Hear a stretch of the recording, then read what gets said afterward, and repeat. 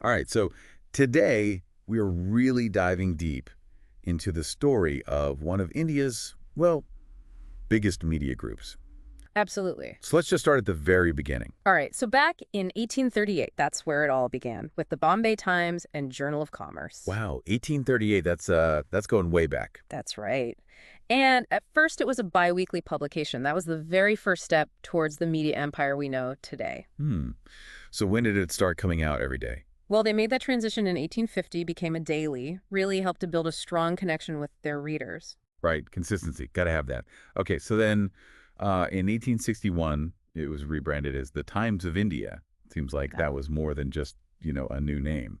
What was the thinking behind that, do you think? Yeah, I think you're right. It wasn't just a name change, it was a statement. India was, becoming more aware of itself as a nation, and the Times of India wanted to be a part of that.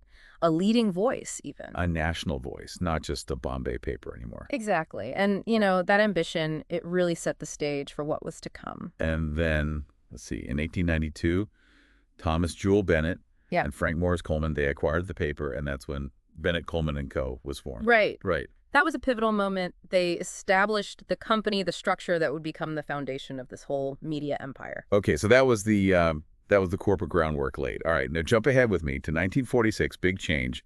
This industrialist, Ramkrishna Dalmia, he takes over Bennett Coleman and Co.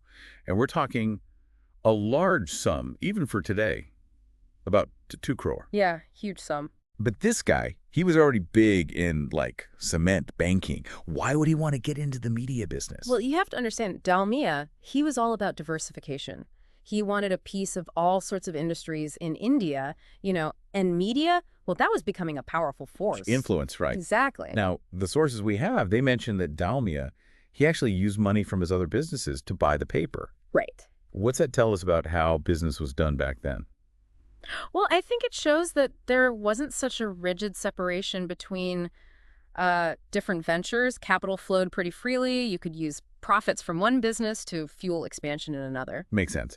But this move, it wasn't without controversy, was it? There were Yeah. concerns about how it was all financed. Yeah, you had figures like Feroz Gandhi raising questions about whether it was even legal. So what was the problem, really? Well, think about it. Dalmia, he used funds from banks, from insurance companies, Those are public-facing entities.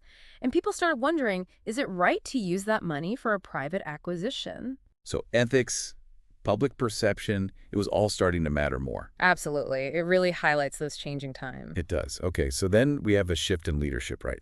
Dalmia's son-in-law, Sahushanti Prasad Jain, he steps in.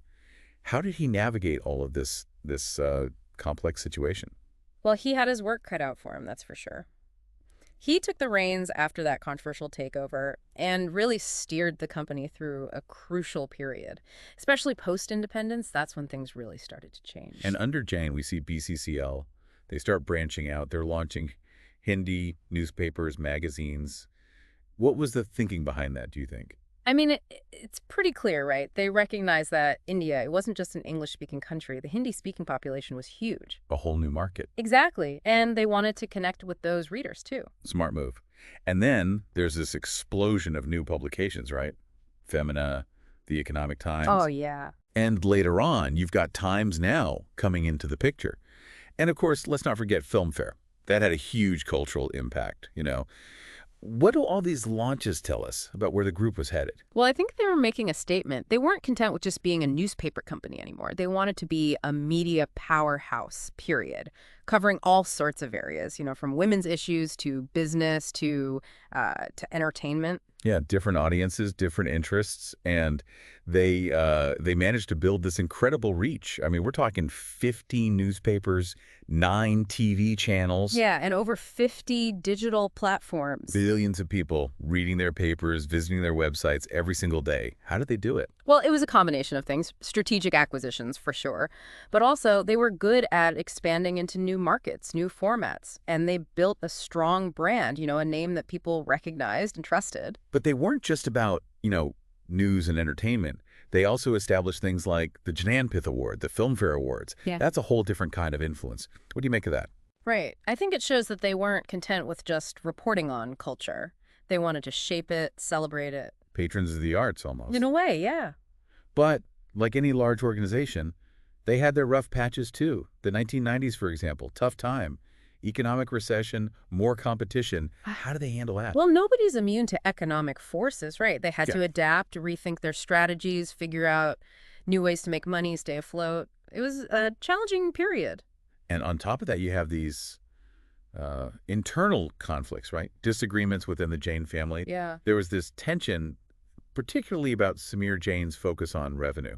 What was at the heart of that, do you think? Well, it's a classic dilemma for media organizations, isn't it? You have to balance journalistic principles, integrity with the need to make money to stay in business. And sometimes those two things, they clash. And this is where I want to take a moment for our listeners to just define a key term here.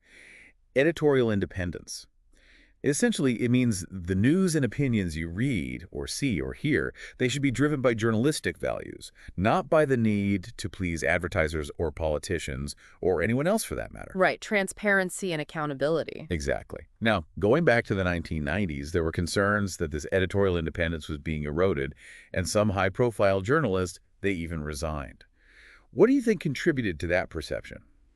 It's hard to say for sure, but it's possible that the pressure to generate revenue, to compete, it may have created an environment where editorial decisions were influenced by factors other than, well, pure journalism. Tough situation. Yeah. So how did they respond to these challenges? Well, they started experimenting, new formats, new approaches, and crucially, they launched their online edition. Which, I mean, in hindsight, seems inevitable. Yeah, I mean, the world was changing, media consumption was changing. They had to adapt to survive. Adapt or die, right? Pretty much. Now, something that comes up a lot when discussing this media group is their political connections. The Sahu Jain family, they had ties to powerful figures. Do you think those relationships played a role in their success? Well, it's hard to deny that political connections, they can open doors. Access, influence, these things can be valuable, especially in a country like India. It might have smoothed their path in some ways, sure. And there's this one incident, the restoration of ownership to Ashok Jain during the emergency. Some say it was due to political favors. What does that tell us about the relationship between media and politics in India? I mean, that incident, it really highlights the close relationship, sometimes uncomfortably close, between those two worlds, and how that relationship can be leveraged, particularly during times of political upheaval. It's a complicated dynamic for sure. All right, fast forward to more recent times. In the 1990s, Samir and Vineet Jain, they kind of revitalized the group. And then, boom, May 2023, this major reorganization happens, right? Assets are divided. How did that play out? So it was a pretty clean split. Samir Jain, he took control of the print division, all the newspapers, while Vineet, he got the broadcast and digital side of things, the TV channels, the online platforms. And there were reports of a huge cash settlement involved from Samir to Vineet. What does that tell us about how those different parts of the business were valued? Well, the fact that there was a settlement at all, and a large one at that, suggests that the broadcast and digital assets, they were seen as having significant potential, maybe even more so than the traditional print business. And this wasn't just about dividing up assets, was it? I mean, there's this underlying story of different management styles, different visions. Yeah, I mean, you have two brothers, two different personalities, two different ways of approaching the media landscape. It's natural that their visions for the future would diverge. Makes sense. So as of right now, early 2025, what's the situation? How are these two separate entities doing? Well, from what we know, Samir Jain's print business, it seems to have a higher valuation, probably because of that steady revenue stream from the newspapers. But, print media, it's facing challenges. That's the story everywhere these days. Vineet's side, the broadcast and digital, they reported strong revenue and profit growth. And then, of course, there was that acquisition, Amazon buying MX Player.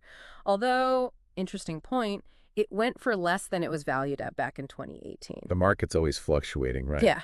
So looking ahead, what are the big things these two branches of the family need to be thinking about?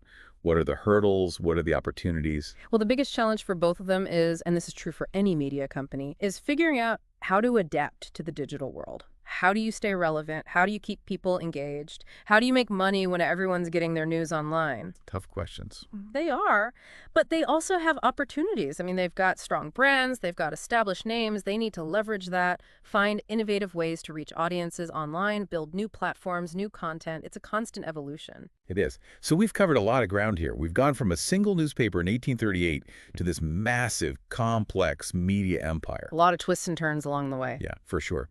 So for you, the listener, what's the takeaway here? When you think about this journey, this evolution, how does it change your understanding of the news you consume? How does it make you think about the forces that shape the information we all rely on? It's a question worth pondering. Yeah.